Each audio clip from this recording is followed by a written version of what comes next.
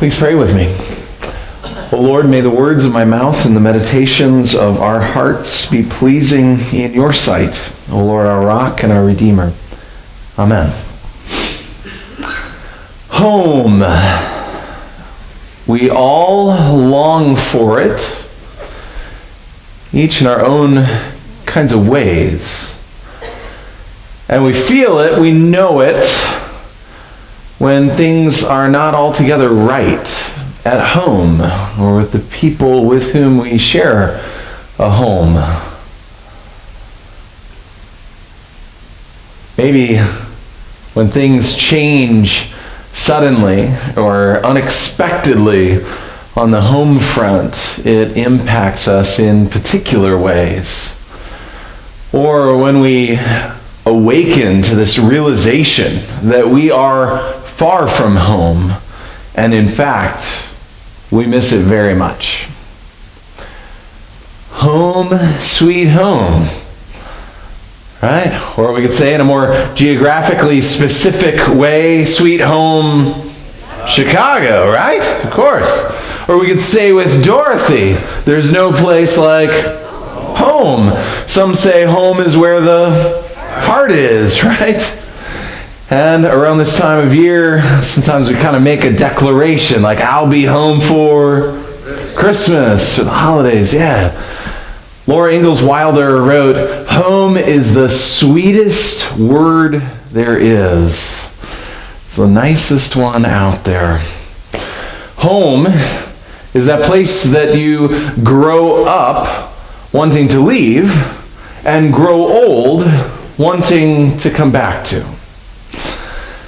Malala Yousafzai says this: you can go any place in the world, even paradise itself, and you will still end up missing your home. Right? Robert Frost wrote, home is that place where if you have to go back there, they have to take you in. How about that? There's some grace in that, for sure. And there is an Irish blessing that I'm growing in fondness over that I wish to share with you on this Christmas. May your home always be too small to hold all of your friends. So we've got a lot to ponder already so far in the message. We've come so far, and yet I want to push just a little further and have you think on this. Friends, what if home isn't so much a feeling or a place as it is a person? See, kind of like this, you are home to me, and I am home when I'm with you. What a profound human experience to have. Amazing, right? Friends, we all have this longing, this aching for home. And we express it in different ways, and we come by it very naturally. In fact, every generation of the human race has experienced this same kind of restlessness and aching in their heart of hearts, as some of us, maybe in particular, do even now on this very holiday.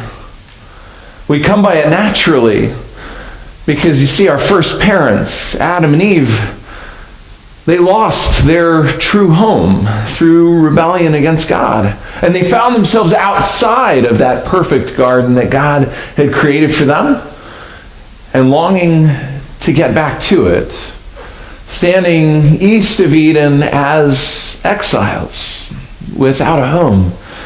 And yet, you see, God wouldn't let it stay that way. God wouldn't allow this situation to stand, this tragedy to befall his beloved creatures. No, God himself would enter the story and make things right. And that's what Christmas is about. You see, the hope of Christmas can be boiled down in this way. God has come to make his home with us. I mean, it's absolutely revolutionary, right? John, in chapter 1, verse 14, I love the Message paraphrase version in particular. It goes like this: the Word became flesh and blood and moved into the neighborhood. What a vivid image. God, the creator of the cosmos, the maker of the stars, the one who gave life and breath and every good thing, who causes your heart and mine to beat even now, that God entered his own world. His story came from heaven to earth and took up residence with us.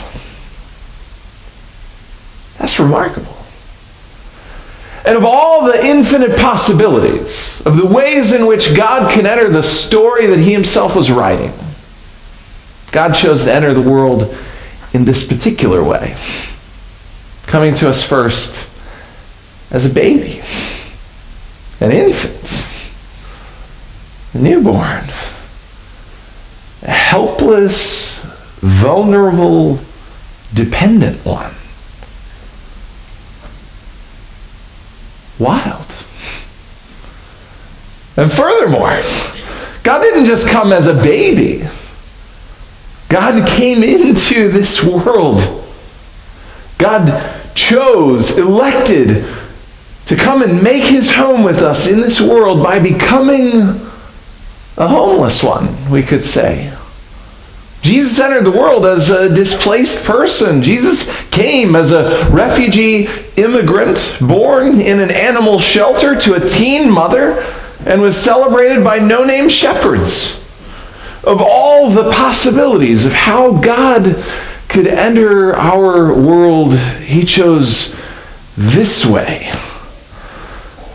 God didn't come, this king, this heavenly king, didn't arrive on planet Earth in the comfort of a palace, in a bed of fine linen, but rather wrapped in swaddling clothes and laid in a manger. That's amazing. And there's a clear message in that about who this gift is for. It's for all people, not just for the people that can pay the price of admission to come and approach this king. Not just for those who have their act and their home perfectly cleaned up. Not just for those who live perfectly Instagrammed lives. But for all of us, for all of humankind. He came to make his home with us in this way. And this gift is available to each of us by faith. But friends, what I've found, and maybe you've found similar in your lives, for those of you who've been on this journey of faith in Jesus for any length of time, faith in Jesus operates on us much like welcoming a baby into your home. It works in very similar ways. This experience will inconvenience you and change you and frustrate you in ways that you never imagined. And yet, at the very same time,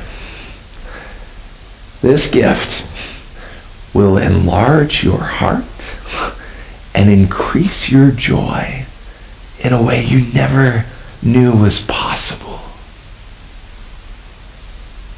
That's how God chooses to enter our story. That's how God chooses to make his home among us. And so, friends, on this Christmas, welcome home. See this artwork you've been looking at on the screens? It's my Christmas artwork for this year. It's part of my devotional meditation and preparation for the message each year. And in and around baby Jesus there in the bed of straw, there appears the word for house or home in nearly 100 different world languages, thanks to Google Translator. And so just splayed all over that. And I made this for you as a gift this Christmas. And there are takeaways available for you at the Connection Center desk as you leave, reproductions that you can take into your home. And so here we are on this Christmas some 2,000 years later, welcoming home. See, God, the creator of the cosmos, he's made this promise. He says to you, I'll be home for Christmas. I will be your home. Not just for Christmas, but for every day of your life and into eternity. I will be for you that experience of being at home in your own skin, perfectly accepted as you are. I will be for you safety and security. I will be the love that surrounds you, the hope that fills you, and the passion that animates your spirit toward that higher purpose, your calling. And so, friends, welcome home and Merry Christmas. And all God's people said, Amen.